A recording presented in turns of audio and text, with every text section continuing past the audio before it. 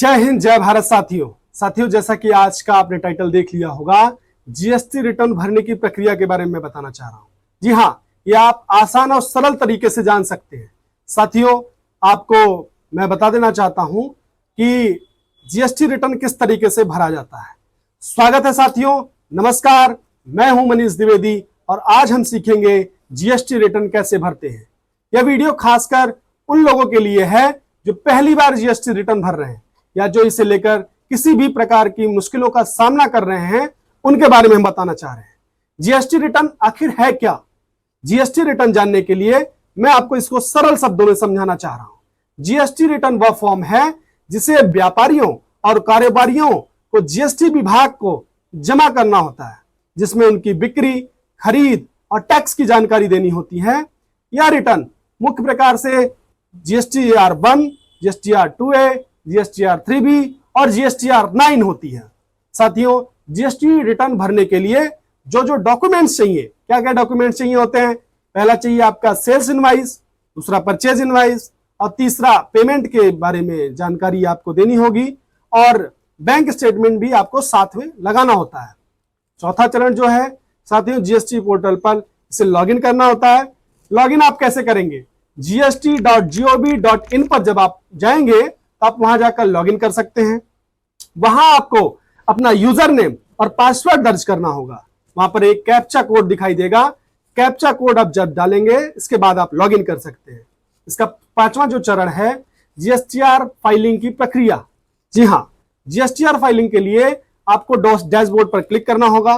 Dashboard पर जैसे ही login होने के बाद डैशबोर्ड पे आएंगे, इसके बाद आपको एक सर्विसेज का ऑप्शन दिखेगा। सर्विसेज टैब पर आप क्लिक करेंगे तो आपको वहां पर रिटर्न्स डैशबोर्ड का ऑप्शन दिखेगा और रिटर्न डैशबोर्ड पर आप जैसे ही जाएंगे फिर आपको फाइनेंशियल ईयर का ऑप्शन दिखेगा, रिटर्न फाइलिंग पीरियड का ऑप्शन दिखेगा, जीएसटीआर 3B वहां आपको जाकर चूज करना है। जैसे जीएसटीआर 3B आप चूज करेंगे, इसके बाद आपको अपनी वहां जीएसटीआर 1 सेल की रिटर्न होती है, जीएसटीआर 2A जो आपकी परचेज की रिटर्न होती है उसको चेक कर सकते हैं, जीएसटीआर 3B जो है उसको आप चेक कर सकते हैं। तो ये सारी आउटवर्ड जो सप्लाई है उसकी जानकारी आप वहां दे सकते हैं। साथ में ही आपको वहां इनपुट टैक्स क्रेडिट, ये इनपुट टैक्स क्रेडिट क्या है साथियों, इसकी जानकारी भी वहां आप दर्ज कर सकते हैं। इनपुट टैक्स क्रेडिट वो है जैसे कि आप परचेज करते हैं किसी महीने में, तो आप जो परचेज किए हैं उसके टैक्स को भी जानकारी को इनपुट टैक्स क्रेडिट कहते हैं। तो साथियों, जैसे उसकी आप जानकारी दे देंगे फिर आपको टैक्स की पेमेंट करनी होगी। टैक्स का पेमेंट करने के लिए आप कुल टैक्स की लायबिलिटी की जो कंप्यूटेशन है उसको बनाएंगे और उसके बाद अगर आपका टैक्स बनता है तो आप उसका भुगतान करेंगे। फॉर्म को सबमिट करेंगे। सेव और सबमिट बटन को क्लिक करने के बाद फिर छठा चरण आ जाता है। छठा चरण क्या है?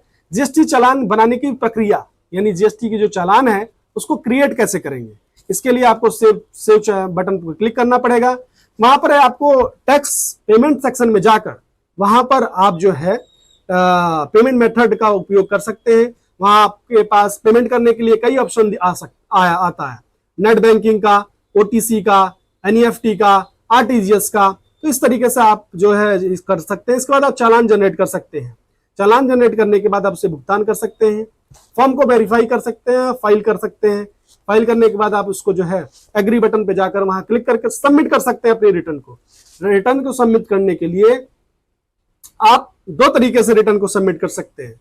एक है डिजिटल सिग्नेचर के माध्यम से और दूसरा है इलेक्ट्रॉनिक वेरिफिकेशन कोड यानी ईवीसी। ईवीसी क्या है कि जैसे उस पर क्लिक करेंगे तो आपका जो भी आधार कार्ड से लिंक होगा मोबाइल नंबर, उस मोबाइल नंबर पर ओटीपी चला जाएगा। ओटीपी जाते ही आप उस ओटीपी को डालकर रिटर्न्स को फाइल करेंगे तो उसे ईवीसी सिस्टम कहते हैं। इसके बाद फिर आपको एक एक्नॉलेजमेंट स्लिप होगा, उसे डाउनलोड करना होगा, डाउनलोड कर लेंगे। इसके बाद जो 8वां चरण आता है वो आता है कि इसकी जो समस्याएं हैं, अगर कोई समस्या आ रही है तो उसका समाधान कैसे हो। मान लीजिए आपकी अगर कोई भुगतान पेमेंट कर रहे हैं, टैक्स का पेमेंट कर रहे हैं और टैक्स का चालान नहीं जमा हो रहा है, तो इसके लिए क्या ऑप्शन है? इसके लिए ऑप्शन यही है कि आप वहां पर हेल्प डेस्क का नंबर दिखाई देगा, आप उस नंबर पर संपर्क करें।